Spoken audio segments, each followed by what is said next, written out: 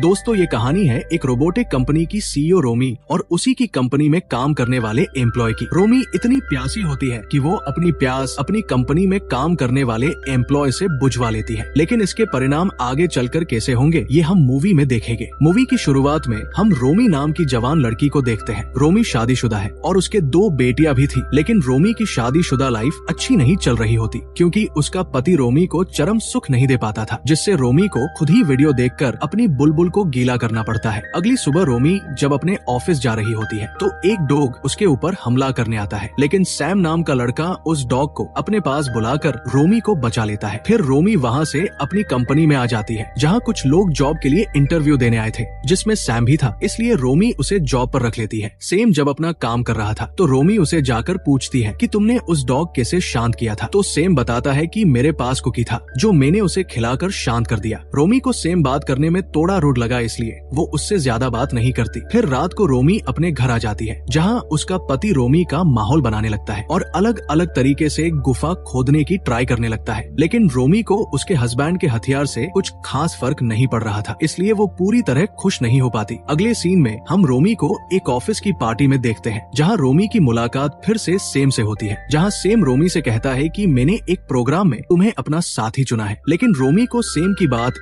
समझ नहीं आती, जिसके बाद वो सभी पार्टी में जाकर डांस करने लगते हैं। रोमी भी अपने पति के साथ डांस कर रही होती है, लेकिन रोमी को उसके हस्बैंड के साथ डांस करना अच्छा नहीं लगता, इसलिए वो साइड में जाकर खड़ी हो जाती है और खड़े होकर सैम को डांस करते हुए देखने लगती है। मतलब कि इसको तो बस सैम से ही अपनी प्यास बुझवानी है। अगले दिन रोमी जब ऑफिस आती है तो वहाँ सफाई चल रही थी, क्योंकि रात को पार्टी चल रही थी ना, तभी रोमी को वहाँ सैम की टाई नजर आती है, जिसको रोमी उठाकर अपने केबिन में ले जाती है और अपने केबिन के पर्दे लगाकर सैम की टाई की खुशबू लेने लगती है और उसे चूमने लगती है। इसके बाद ऑफिस में जाते वक्त लिफ्ट में रोमी को सैम मिलता है, जो रोमी से कहता है कि हमें एक मीटिंग करनी है जिसके लिए तुम्हारे पास 10 मिनट है, पर रोमी मीटिंग के लिए मना कर देती है और वहाँ से निकल जाती है। तो रोमी की मैनेजर रोमी को समझाती है कि आपको मीटिंग के लिए जाना चाहिए ताकि लोगों को पता लग सके कि आप कितनी अच्छी लीडर है, जिससे कंपनी के लोगों पर आपका इम्प्रेशन भी अच्छा पड़ेगा। ये सुनकर रोमी सैम से मीटिंग करने के लिए जाती है, जहाँ सैम रोमी से कहता है कि तुम्हारे पास बस 7 मिनट है मीटिंग पूरी करने के लिए। जिसके बाद सैम रोमी से सवाल पूछता है कि तुमने इस कंपनी की शुरुआत कैसे करी थी। रोमी काफी जवान और खूबसूरत थी, इसलिए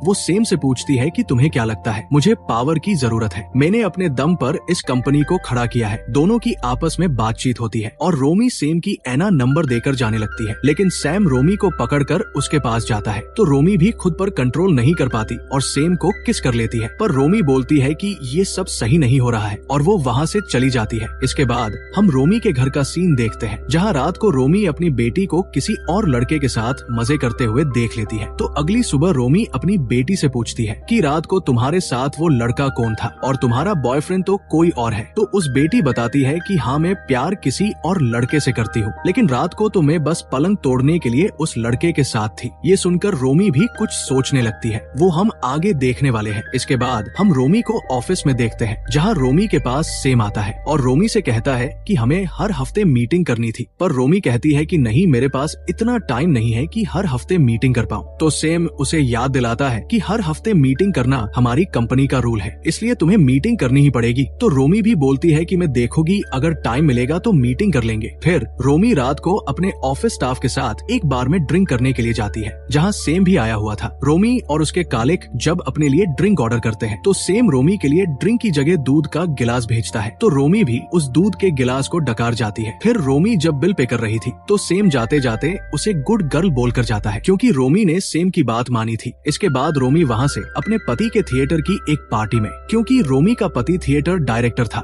रोमी थोड़ी देर पार्टी में रुककर अपने पति से बोलती है कि मुझे जरूरी काम है, इसलिए मुझे ऑफिस जाना पड़ेगा। ये बोलकर रोमी अपने ऑफिस आती है, जहाँ रोमी को अपनी टेबल पर एक लेटर मिलता है जिसमें सैम ने एक होटल का एड्रेस लिख रखा था। तो रोमी भी अगले दिन तैयार होकर उसी होटल के रूम में पहुँच गई, लेकिन उसे वहाँ पर कोई भी नहीं मिलता है। थोड़ी देर बाद वहाँ सैम आता है, तो रोमी सैम से कहती है कि ये सब तुम ठीक नहीं कर रहे हो, एक तो तुमने मुझे लेटर भेजा और इस होटल में बुलाया। जब मैं यहाँ आ गई तो तुमने मुझसे वेट करवाया और मैंने आज तक किसी का वेट नहीं किया। तो सेम बताता है कि अगर तुमने किसी का वेट नहीं किया तो इतनी हूर की परी बनाकर मेरे दिए हुए एड्रेस पर क्यों आई। इस सवाल का रोमी के पास कोई जवाब नहीं होता है और वो सेम से बोलती है कि तुम जवान लड़की और तुम्हें देखकर मेरी बुलबुल गीली होने लगती है, इसलिए मैं तुम्हें हर्ट नहीं करना चाहती थी। तो सेम बोलता है, अबे बेंचो में तो सोच रहा था कि यहाँ मैं पावरफुल हूँ जिसकी तुम हर बात मानती हो, और अगर मैंने ये बात बाहर किसी को बता दी तो तुम्हारा कैरियर खत्म हो जाएगा। सेम का ऐसा बिहेव देखकर रोमी एक्टिव हो गई और वो सेम पर फिदा हो गई, क्योंकि रोमी को अच्छा लगता था जब कोई जवान लड़का उसके ऊपर आर्डर चलाए। तो सेम भाई साहब भी अपनी पावर का पूरा इस्तेमाल करते हुए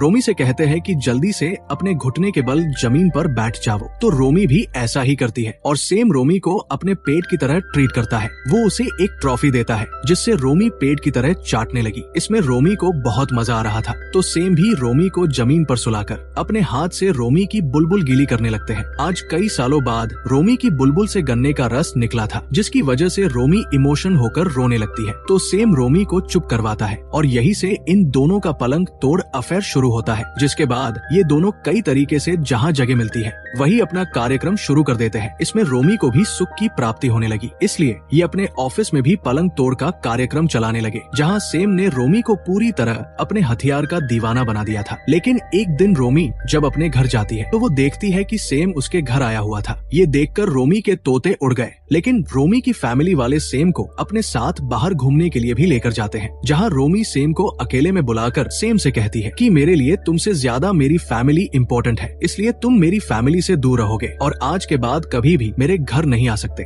अगर आए तो मैं तुमसे अपना रिश्ता तोड़ दूंगी। ये सुन सेम गुस्सा होकर वहाँ से चला जाता है। अगले दिन रोमी ऑफिस में मीटिंग कर रही थी कि तभी उसे सेम का मैसेज आता है जो उसे छत पर बुला रहा था। रोमी जब छत पर सेम से मिलने गई तो सेम उसे कहता है कि अगर तुम्हें अपना पलंग तोड़ रिश्ता खत्म ही करना है तो मैं इस कंपनी से अपना डिपार्टमेंट चेंज करवा लेता हूँ। ये सुनकर रोमी को गुस्सा आता है और वो सेम को बोलती है कि अगर तुमने ऐसा किया तो कंपनी के लोग मुझ पर सवाल उठाएंगे और उनको हमारे ऊपर शक होगा। अगर ये बात किसी को पता चली तो मेरा पूरा कैरियर खत्म हो जाएगा। इसके बाद रात को रोमी टेंशन में अपने बिस्तर पर थी, तभी उसका पति आकर उसका माहौल बनाने लगता है, जिससे रोमी अपनी सारी बड़ास अपने पति पर निकाल देती है और कहती है कि तुमने आज तक अच्छे से कुएं से पानी नहीं निकाला क्योंकि तुम्हारा हैंडपंप ही छोटा है। ये बोलकर रोमी अपने घर से सेम के बात में जाती है, जहाँ सेम नाइट जॉब करता था। सेम रोमी को देखकर अपने साथी से बुलवा देता है कि सेम रोमी से बात नहीं करना चाहता। फिर अगली सुबह रोमी का हस्बैंड उससे पूछता है कि क्या रात तुम सीरियस होकर बोल रही थी, जो भी तुमने बोला था। तो रोमी बड़े प्यार से समझाती है कि ऐसा कुछ भी नहीं है, मेरे ऊपर बस ऑफिस की टेंशन थी इसलिए ऐसा बोल दिया था। इसके बाद हम रोमी को ऑफिस में देखते हैं, जहाँ वो सेम को देखकर काफी डरी हुई थी। सेम रोमी से कहता है कि अगर मैंने किसी को ये बात बता दी तो क्या होगा, इसलिए तुम्हें मेरी सारी बातें माननी होगी। तो रोमी भी डरते हुए उसकी बात मानने के लिए राजी हो गई थी। इसके बाद रोमी जकास माल बनकर होटल में जाती है, जहाँ सेम भी आ गया था। दोनों रूम में जाते हैं तो सेम रोमी से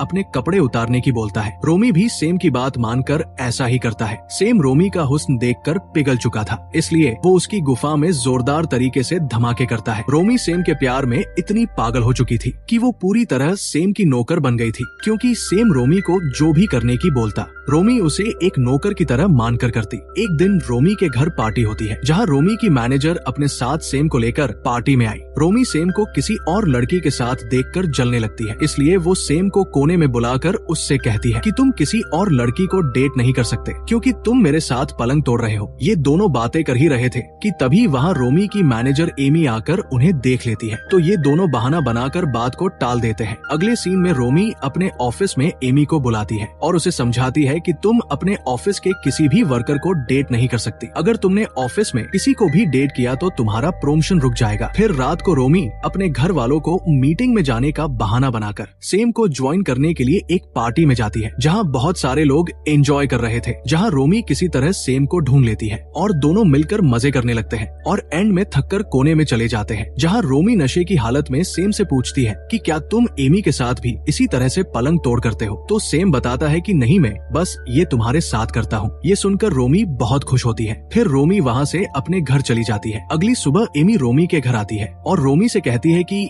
या तो तुम मेरा रुका हुआ प्रमोशन कर दो, यानी तुम्हारे और सेम के रिलेशन के बारे में सभी को बता दूंगी और तुम्हें आज से सेम से सारे रिश्ते भी तोड़ने होंगे। ये बोलकर एमी वहाँ से चली जाती है। रोमी इसी के बारे में सोच कर काफी परेशान हो रही थी। तो रोमी अपने हस्बैंड को अपने रिलेशन के बारे में सब कुछ बता देती है कि मैं तुम्हारे हथियार से खुश नहीं थी, तो मैंने अपने ऑफिस के एक वर्कर के साथ कई बार पलंग तोड़। ये सुनकर रोमी का हस्बैंड सैड होता है क्योंकि उसकी पत्नी ने उसे धोखा दिया था। पर रोमी उसे बताती है कि वो अब उस लड़के से अपने सारे रिश्ते खत्म करना चाहती है और वो बस अपने हस्बैंड से ही प्यार करती है। लेकिन उसका हस्बैंड ये सब सुनकर गुस्से में आ जाता है क्योंकि उसने किसी और से अपनी गुफा में धमाके करवाए थे। गुस्से रोमी का हस्बैंड उसे घर छोड़कर चले जाने को कहता है। तो रोमी भी रोते हुए अपने फार्म हाउस पर आ जाती है, लेकिन वहाँ भी सेम आ जाता है। रोमी सेम को अपने घर से जाने की बोलती है, लेकिन सैम तो बस रोमी के साथ पलंग तोड़ने चाहता था, इसलिए वो रोमी को घर के अंदर लेकर जाता है। ये दोनों जब बातें कर रहे थे तभी वहाँ रोमी का हस्बैंड आ जाता है, जो रोमी को रूम से बाहर भेजकर सेम के साथ लड़ने लगा। ये दोनों लड़कर लास्ट में शांत बैठ गए। रोमी का हस्बैंड सेम को बताता है कि मेरी पत्नी ने तुम्हें बस अपने मतलब के लिए यूज किया है, क्योंकि वो अलग अलग तरीके से पलंग तोड़ने चाहती थी